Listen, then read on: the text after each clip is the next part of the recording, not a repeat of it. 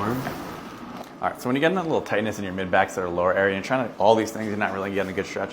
What I really like to do is get a little torsion in the spine. So what I like to do, it's simple and nice, slow manner. You start on all fours, and then you're just gonna kind of just reach all the way across. You're gonna feel some nice rotation in your mid-lower back area. I like to hold it for about like 5-10 seconds. Then I come back up, then you're gonna reach all the way across. You can do the same thing. You can hold 5-10 seconds. What I like to do, I like to do it 3 times on each side, alternating sides as you do it, holding about 5-10 seconds. It's simple but effective. It's a nice little way to kind of get some more range of motion of your mid-lower back area. It's a nice, safe way.